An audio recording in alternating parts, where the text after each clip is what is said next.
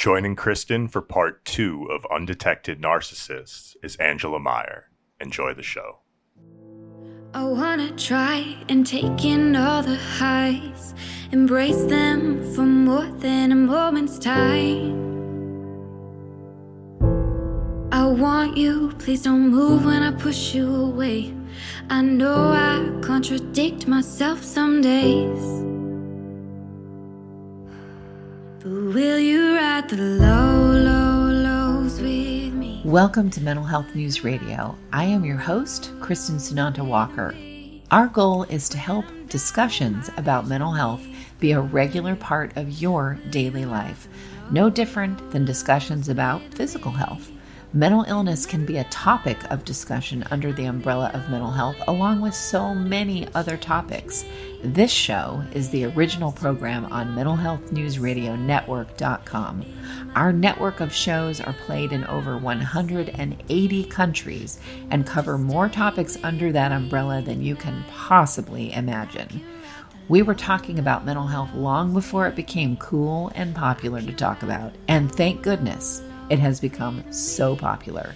We have incredible guests, advocates, patients, experts, people.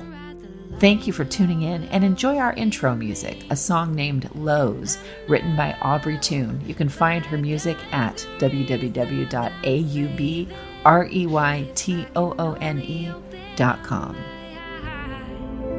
That night when I started praying, I cried. Will you ride the lows with me? Will you ride the lows with me? When I'm down, my vision gets blurry. The book, The Undetected Narcissist, I really wrote it to protect people and to be educational and informative and to kind of give people a better idea of this is what they do. Because when I started learning about narcissism, I read a bunch of books, but no one wrote a book from start to finish. And I decided, no, I need to write this from start to finish. So then it's a story that people can follow. Right. And really grasp the concept. And I'm really lucky that I'm so organized because I created folders on my computer by year. And I saved all the documents, all the emails, all this stuff. So when it came to me writing the book, I already had it all there.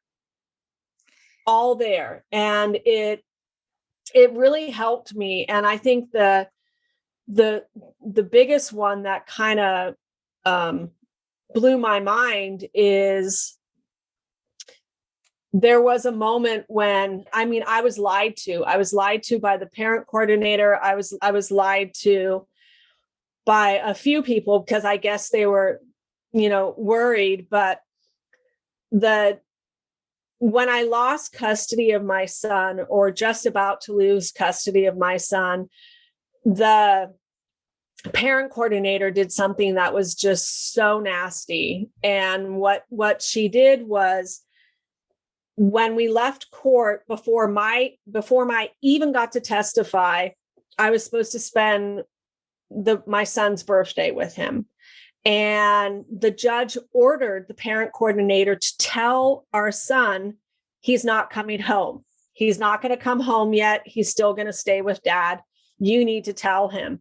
Well, to get back at me on the day of his birthday, she comes over to me and tells me, you have to tell him. Oh my gosh. I know. And this woman is still employed, correct? As a parent coordinator. She's still employed by the state. And that's what really irks me. I got to tell you, because I just recently went to the Oregon State Bar with my son, and I'm like, I need to file another complaint about this woman. Because I first initially filed a complaint against her because she was withholding evidence from the judge. And I had the proof she was withholding evidence from the judge. And when the Oregon State Bar sent it all back to me, they said, because our son was a minor, you need to black out his name on every single document. And so she found out about it, and I had to sit down with my attorney and the parent coordinator, and we came to an agreement that, yes, okay, I'm not going to file this. And the agreement I had with her, and it was a verbal agreement, I should have got it in writing, was if you have any issues or any concerns, he comes to you with anything, you have to tell me. You can't withhold it. Anything that happens, you need to come to me. You can't just believe everything he says. Well, when we went to court in front of the judge, she threw that in my face. And there actually in her contract, it said she could not side with one party. And she did. Wow. Flat out did it. And she threw that in my face saying, look, she's angry. She tried to file this complaint against me. And I looked at her and I looked at the judge and I said, well, that's not true. And I said, you look at that document right there. My son's name is all over it. If I officially filed it, his name would have been blacked out on every single document.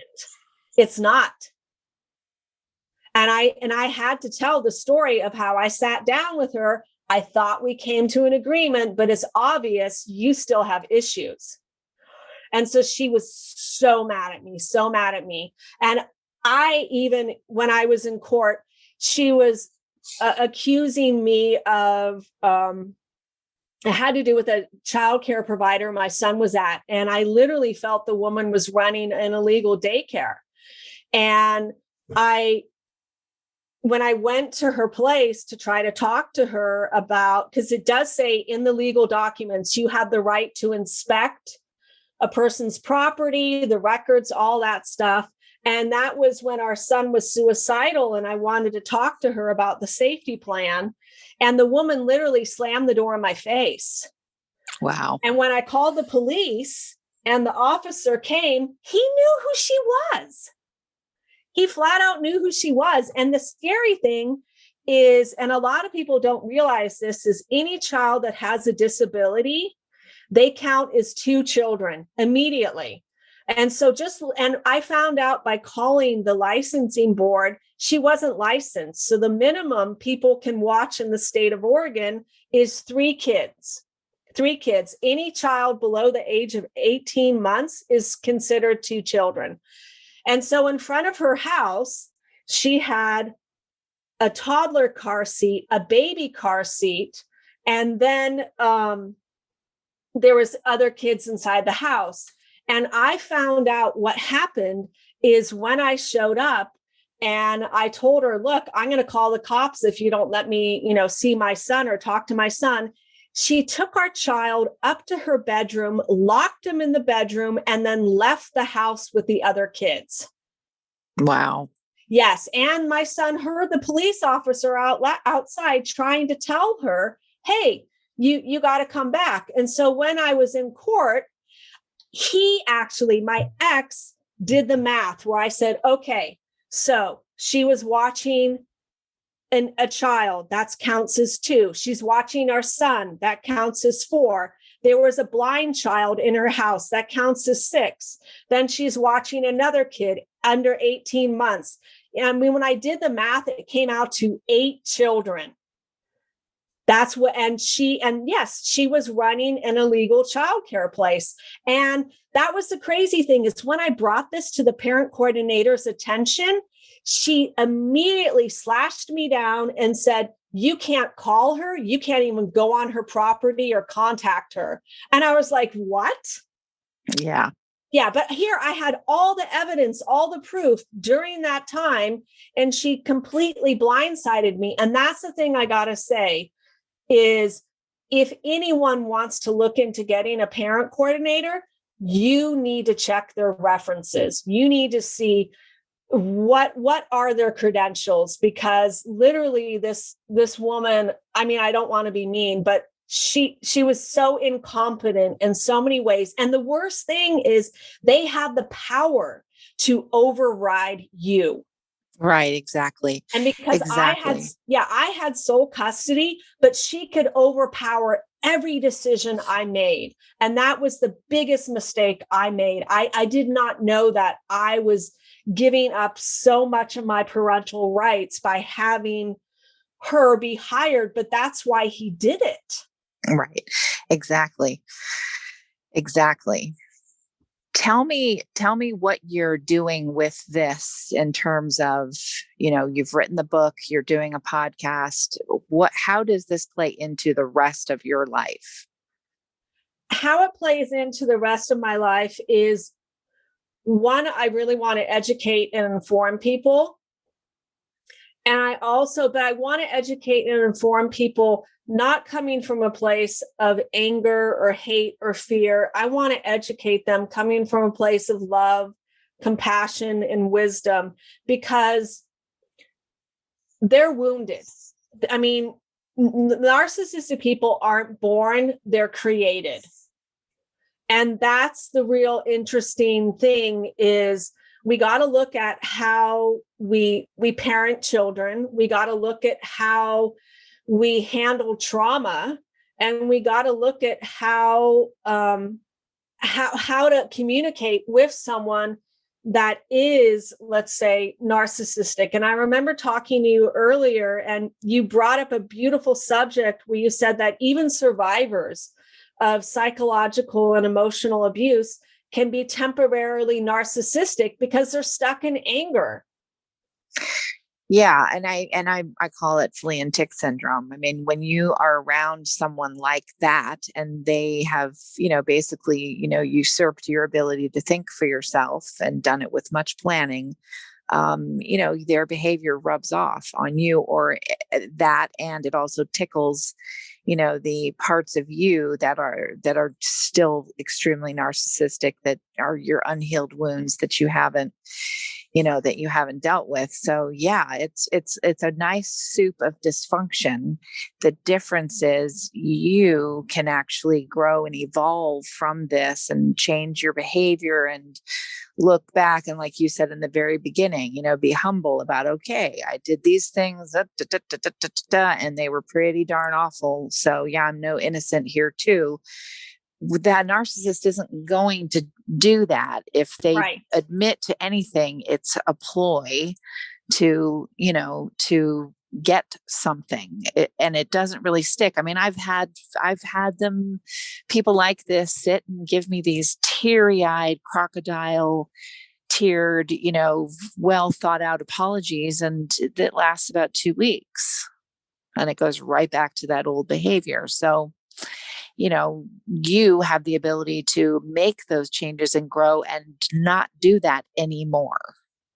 Right. And that's the real big thing, is I do really want to educate and inform people, because what if you do meet someone that's narcissistic and you fall in love with that person? And that can be so challenging, because you literally can love them, but realize that you can't be in a relationship with them. It's not healthy. Or what if you've been married them for so many years and you finally just learn? I mean, I had that happen just a couple of weeks ago, where I was a guest speaker at this empath class, and one of the the lady that came back said, I got to tell you, you have your first hater, because she said you triggered her so bad. And why I triggered her is, she said the woman realized that the good majority of her family members are all narcissistic. And it was so hard for her to have to swallow that pill. Yeah, it's kind of interesting. Boy, you learn being so sensitive as empaths are. It's really difficult because you're so sensitive, so sensitive. And yet the thing that's going to help you get through life is to just not to navigate your sensitivity with also having, rhino skin. And thank God, I mean, I had plenty of people as a teenager, oh, how could you talk about your father? Because he was a child molester, and how could you say these things, and you're awful, blah, blah, blah. So I had a lot of rhino skin already developed. It doesn't mean that it doesn't hurt though. I mean, I just had somebody the other day blame me for a character disordered person blame me for what's going on in this relationship that my family member is getting out of. And I went, oh yeah, that does bother me. We're not immune. I don't think it bothers them at all. If you sat and yelled in their face, they would actually get excited. Their vagus nerve would, It know, was.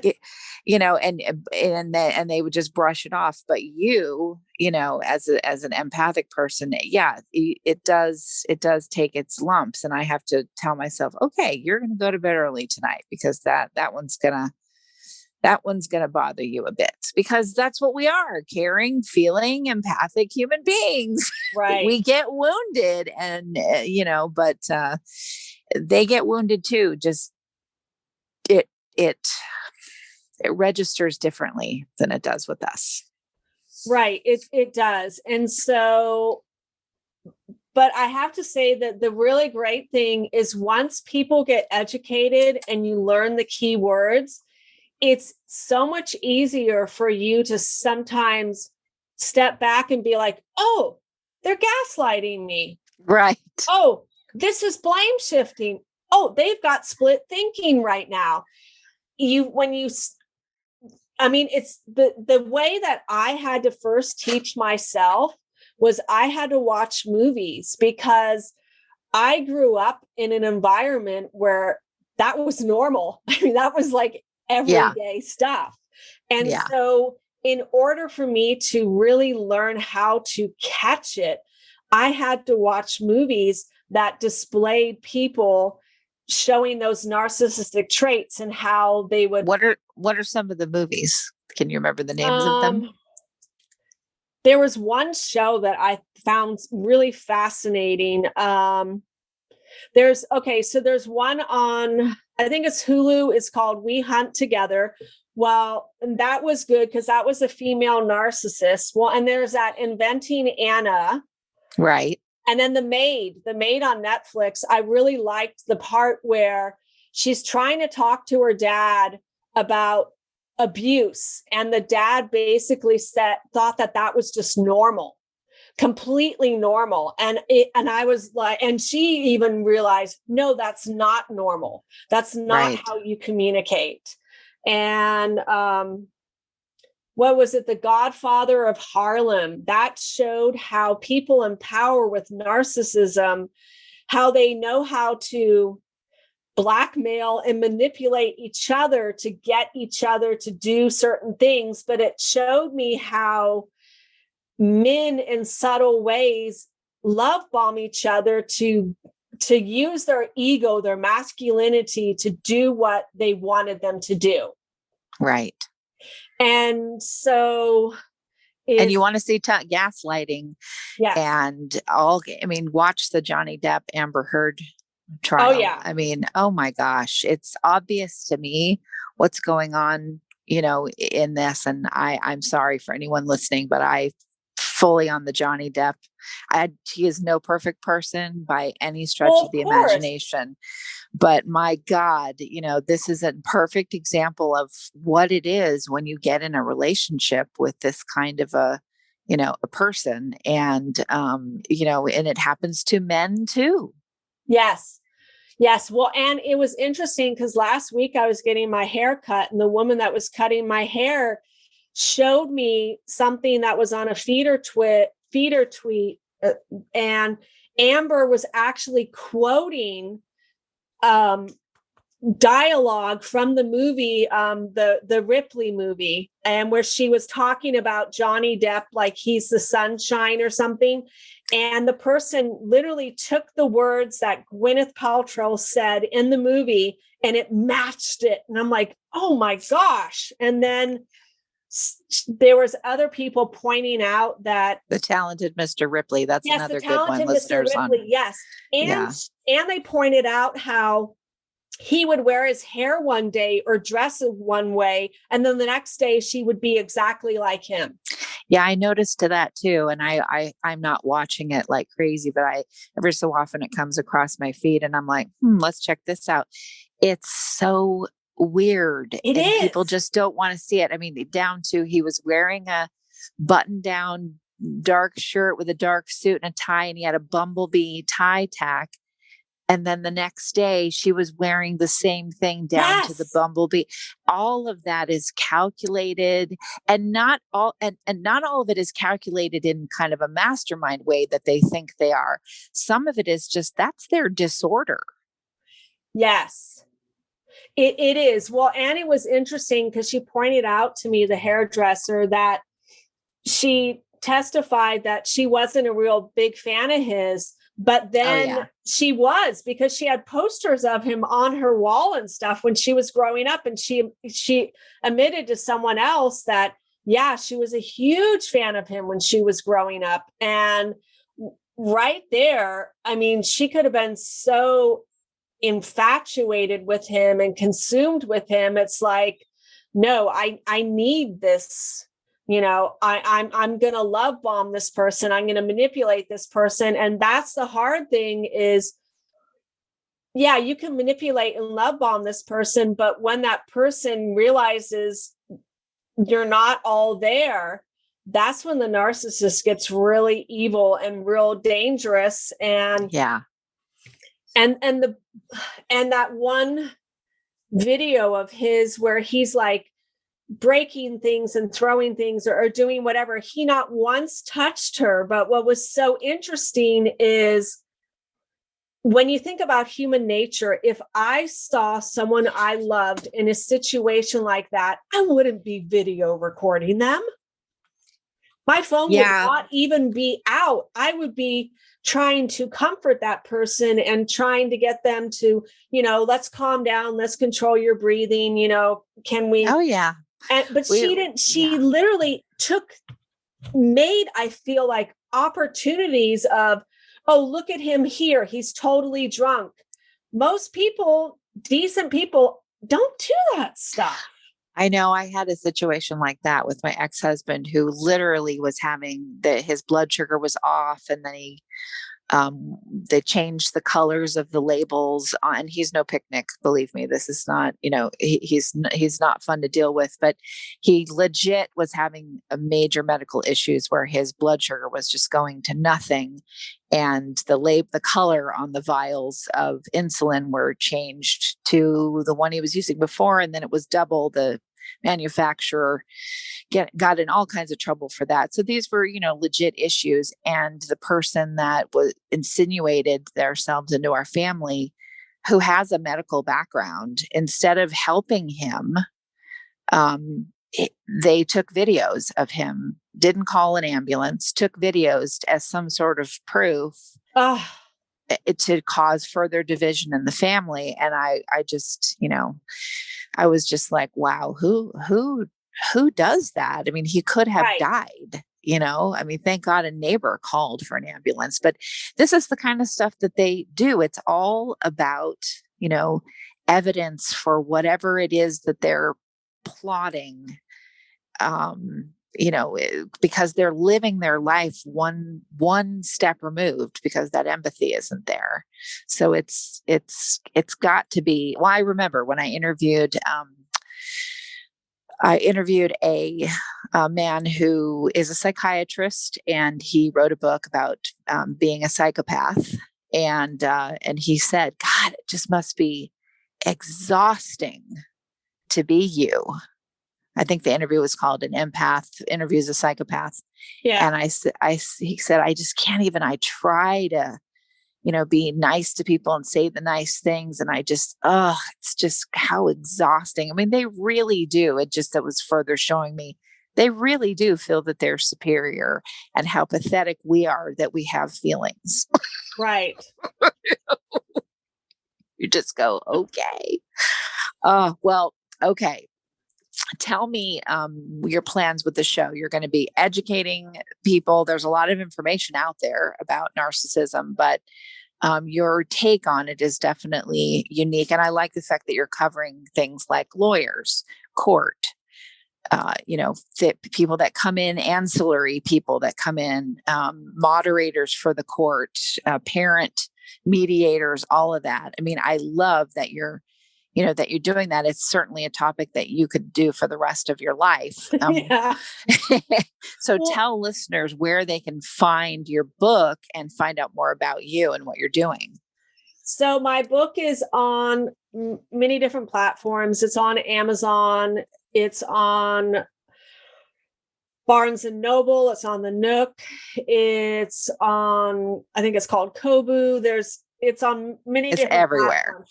It's pretty much everywhere. And the thing that I'm really focusing on with the podcast is helping people have a different perspective on various subjects. So I'm sure there's lots of people that have talked about love bombing, but on the series that I just did about love bombing, I answer a question because I was asked this question once, like, well, why is love bombing bad? Doesn't everybody do it?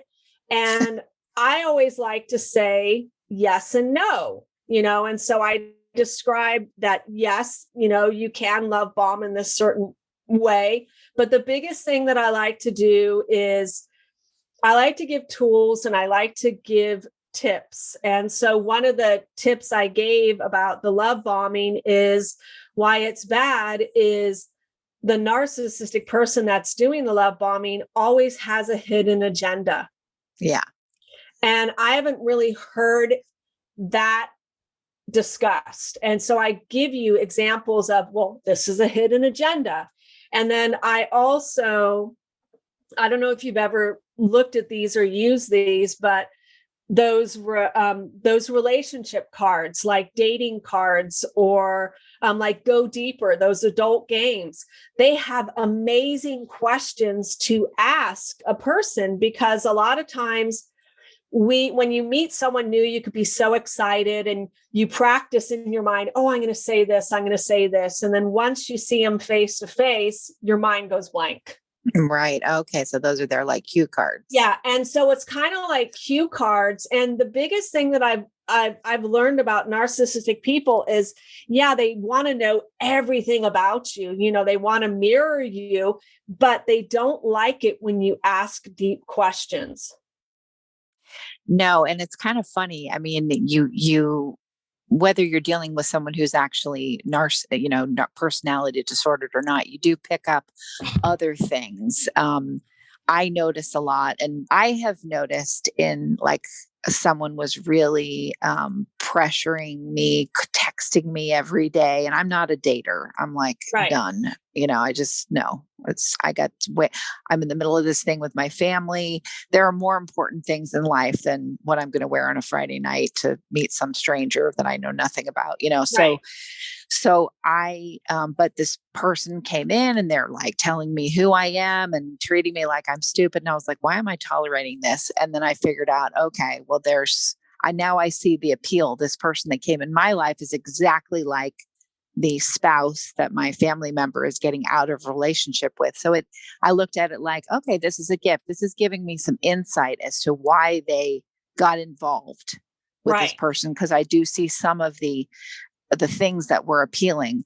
But what I notice when these things happen for me is I go, how is someone trying to triangulate me to deal with things that they don't want to deal with? Like I do not want to do this to someone else, nor do I want to do it to myself or have someone do it to me. I don't want someone to come in and they've got unresolved issues, and everyone comes in with unresolved issues. I'm talking about unresolved issues that they're then using you to deal with for them.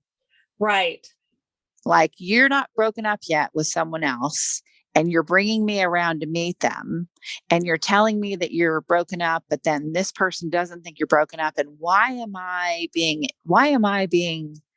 entered into this situation? I see. You need to go deal with your shit and stop involving me. Right.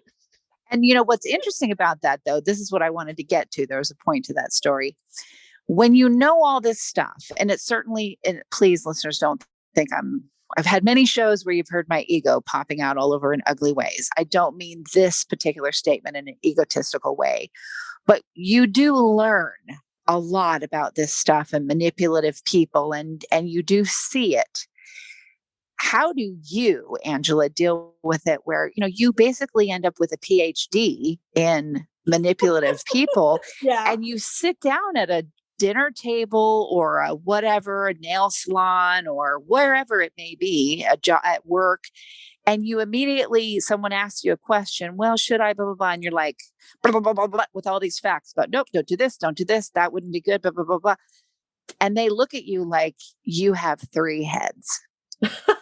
Like, how do you deal with that? You know what I'm talking about, right? Yeah, I know what you're talking about. And it's interesting because the best way that someone once described me, I really got it. So she said, think of yourself as when you sit down and you're working with someone, they're in a dark room and they're completely in the dark about narcissism, and you create a pinhole of light in all these pinholes where it's like they're like shocked because it's so bright in the room, and it's like you just exploded their mind. Right. And she said, what you need to do is just create one pinhole of light and let them think about that. And then allow them, by just briefly talking to them, where they expand the light. It's not me expanding the light. It's them shifting their consciousness, going, oh, wait, okay, I get that.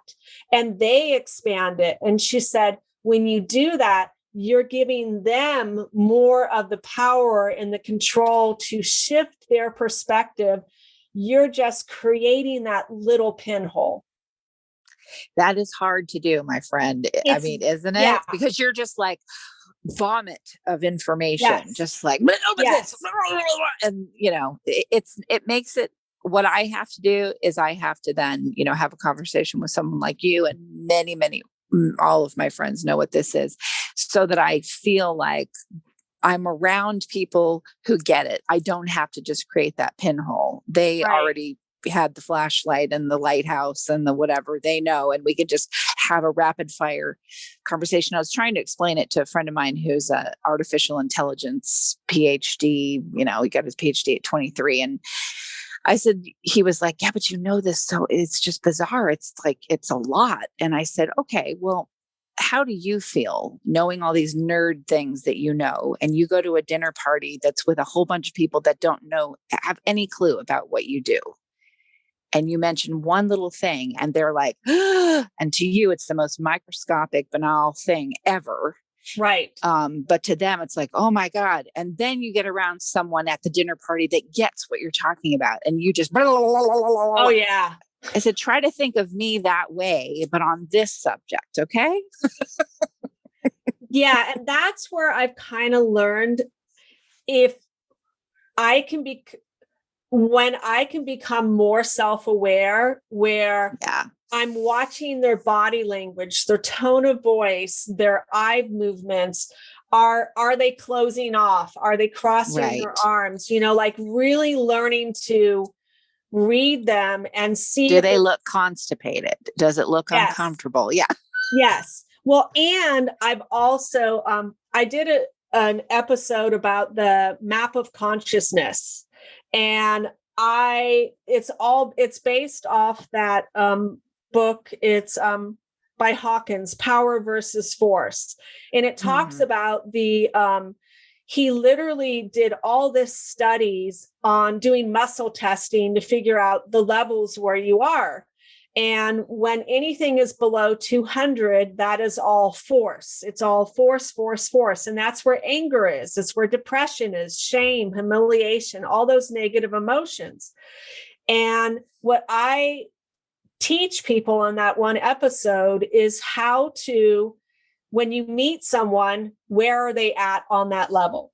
And you have a choice to rise them up. Because I literally have done that. And you can rise someone up to just get them to where they're neutral, and to where you can have them the courage to possibly think of something differently. And the biggest thing I want to stress on this is I've learned, like someone like me who has survived so much narcissistic abuse, when someone like me comes along and I'm happy and I'm smiling and I'm cheerful, I can trigger someone so bad because they immediately expect me who is a survivor, to be angry, to be bitter, to be this. And the biggest thing, and there is a podcast, I did a really short one called No Excuses.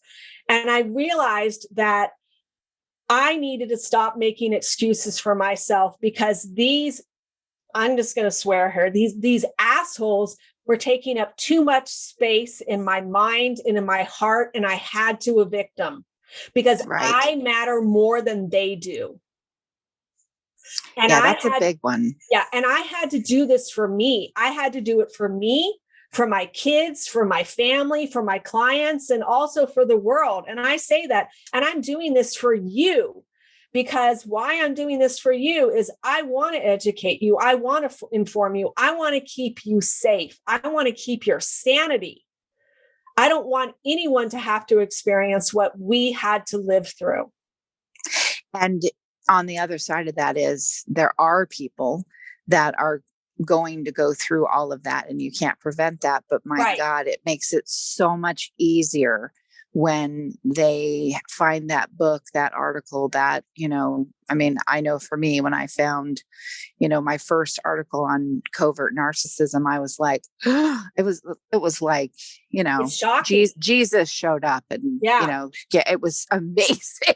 It was just like Jesus, Buddha, and, every other, I mean, just, it was amazing. And I appreciate that so much. And it made the journey easier on myself, because I had guides to help me through it. And it's people validating you so that you stop telling yourself what the narcissist is telling you, which is that you're crazy. Right. Well, I want to make sure listeners, Angela's show, Angela Myer, she's on the network. You can look up in your favorite podcast apps, all of them, The Undetected Narcissist. It's a fantastic show. You can find her book all over the place, Amazon, Google the book, you'll find it. You can just type in Undetected Narcissist and boom, there she is everywhere. Angela, I'm so excited that you found us, that you're on the network, and that you're doing what you do.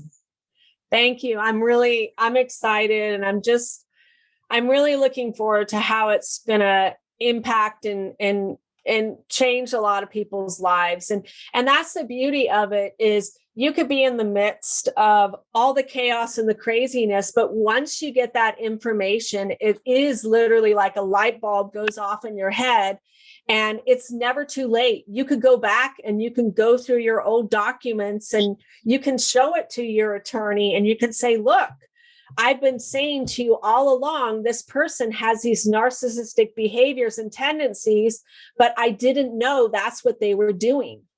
Right, exactly. Yeah. And so you can literally bring that information. And if you are having to go to court, I always say, go talk to a therapist, because they hold a lot of weight. And if you feel like you do have, if your doctor says, yes, they think you got PTSD, then go get a psych eval. But if you're going to get one, interview the person and make sure they know about domestic violence. You want to make sure they are not trauma ignorant. You want to, because that was one key thing. When I went and got the second psych eval, the guy looked at me and he said, you seem perfectly normal. Like, are you answering all the right questions? Are you telling me what you want me to hear or what the judge wants to hear? And I looked at him and I said, well, you're asking me the wrong questions. And he said, what do you mean? I said, I'm not scared of all men. I'm not scared of this and that, but I'm scared of these two narcissistic people that are ganging up against me. Why don't you change your question and gear it around them? And if you do, you're going to get a yes, yes, yes, yes, instead of a no, no, no. And once he did that, he was a game changer. Yeah, exactly. And there are therapists out there that know exactly what this is. I mean, I used to get, it's funny, I used to get emails please help me find a therapist in, Hoboken or in, Iceland or what that knows about narcissistic abuse. And, I used to get asked that a lot. I don't really get those questions anymore because, people know, okay, it's called Google, type in the name of your city, Right.